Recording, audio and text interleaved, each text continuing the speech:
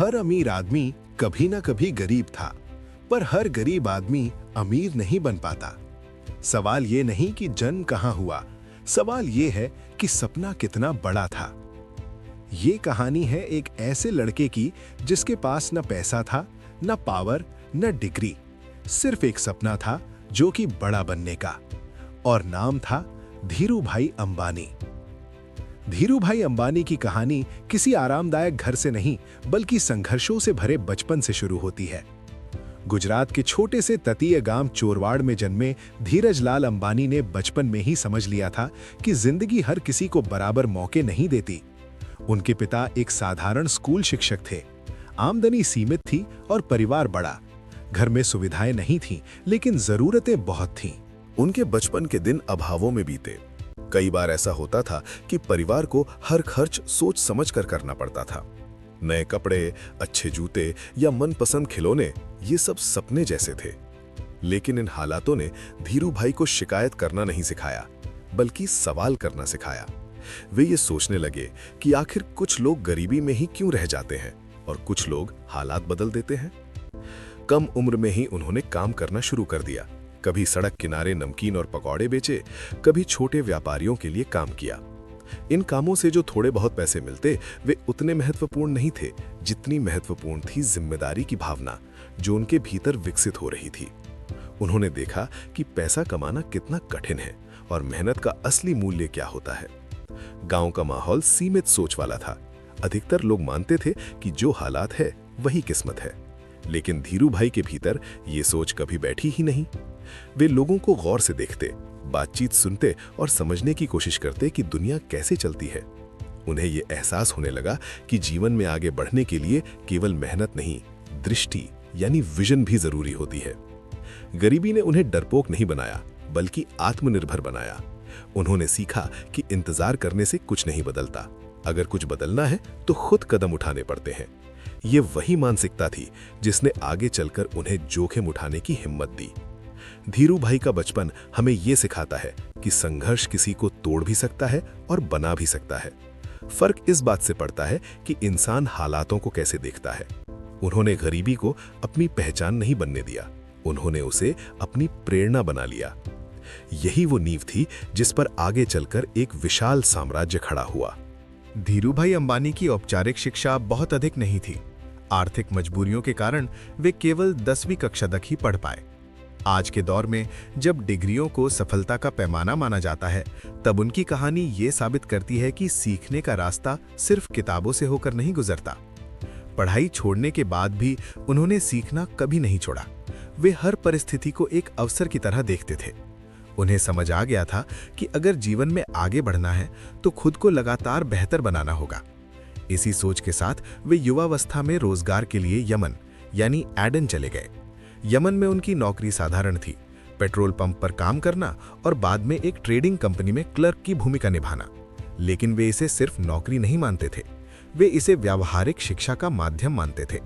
वे देखते थे कि अंतर्राष्ट्रीय व्यापार कैसे चलता है, किस तरह सौदे होते हैं और बाजार किस तरह प्रतिक्रिया देता है। वे हर दिन नए सवालों के साथ काम करते थे।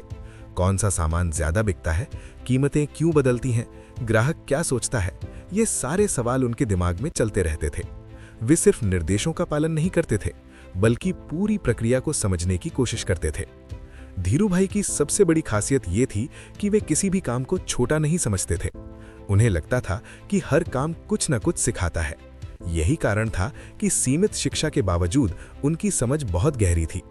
यमन में रहते हुए उन्होंने ये भी समझ लिया कि नौकरी सुरक्षा तो दे सकती है, लेकिन स्वतंत्रता नहीं। उन्होंने महसूस किया कि अगर बड़ा बनना है तो खुद के फैसले खुद लेने होंगे। यहीं से उनके भीतर उद्यमिता की चिंगारी और तेज हो गई। उनकी शिक्षा हमें ये सिखाती है कि सीखने की इच्छा सबसे बड़ी योग्यता है। अनुभव डिग्री से अधिक शक्तिशाली हो सकता है। जो व्यक्ति हर परिस्थिति से सीख लेता है, उसे कोई पीछे नहीं छोड़ सकता। यमन के वर्षों ने उन्हें मानसिक रूप से मजबूत और दूरदर्शी बना दिया। भारत लौटते समय उनके पास धन कम था, लेकिन समझ और आत्मविश्वास भरपूर था। भारत लौटने के बाद धीरूभाई अंबानी के सामने सबसे बड़ी चुनौती थी शुरुआत कैसे की जाए। उनके पास कोई बड़ा निवेशक नहीं था, कोई विरासत में मिला व्यापार नहीं था। उनके पास केवल लगभग 15,000-20,000 रुपए की छोटी पूंजी थी, जो उस समय भी बहुत बड़ी रकम नहीं मानी जाती थी। उन्होंने इसी सीमित धन से रिलायंस कमर्शियल कॉरपोरेशन की नींव रखी। शुरुआत में मसाले और यान का व्यापार किया गया। ये काम जोखिम भरा था, क्योंकि बाजार अस्थिर था और प्रतिस्पर्धा तेज थी। कई बार सौदे नुकसान में गए, कई बार भुगतान अटक गया। असफलताएं लगातार आती रहीं, कच्चे माल की कीमतें गिरती बढ़ती रहीं, विदेशी व्यापार में नुकसान हुआ, बैंक और सप्लायर का दबाव बढ़ा। कई लोगों ने उन्हें सलाह दी कि ये व्यापार छोड़ देना ही बेहतर होगा, लेकिन धीरू भाई हर असफलता को अंत नहीं मानते थे। वे उसे संकेत मानते थे, संकेत कि कुछ बदलने की जरूरत है। उन्होंने देखा कि केवल व्यापार करने से बात नहीं बनेगी। अगर स्थिरता चाहिए तो उत्पादन पर नियंत्रण जरूरी है। यहीं से उन्होंने एक बड़ा फैसला लिया, खुद की मैन्युफैक्चरिंग शुरू करने का। यह फैसला आसान नहीं था, पूंजी कम थी, जोखिम बड़ा था, लेकिन उनका विश्वास मजबूत था। उन्होंने कर्ज लिया, संरचना बदली और भविष्य की तैयारी शुरू की। हर बार जब रिलायंस लड़खड़ाई, धीरू भाई ने हार नहीं मानी। उन्होंने अपने फैसलों की समीक्षा की, गलतियों से सीखा और दोबारा खड़े हुए। उनकी सबसे बड़ी ताकत थी लचीलापन। वे जानते थे कि गिरना असफलता नहीं है, बल्कि वहीं रुक जाना असफलता है। यही सोच उन्हें आगे बढ़ाती रही। धीरू भाई अंबानी ने रिलायंस को सिर्फ एक कंपनी के रूप में नहीं देखा, उन्होंने इसे भारत के आम लोगों से जोड़ने का सपना देखा। उन्होंने शेयर बाजार के जरिए लाखों आम नागरिकों को मालिक बनाया। ये उस समय एक क्रांतिकारी कदम था। टेक्सटाइल से लेकर पेट्रोकेमिकल तक उन्होंने हर क्षेत्र में दीर्घकालिक सोच के साथ निवेश किया। जामनगर रिफाइनरी जैसी विशाल परियोजना ने यह साबित कर दिया कि भारतीय कंपनियां भी वैश्विक स्तर पर नेतृत्व कर सकती हैं। उनकी सफलता का रहस्य सिर्फ पैसा नहीं था, उनका रहस्य था दूरदृष्टि, साहस और लोगों पर भरोसा।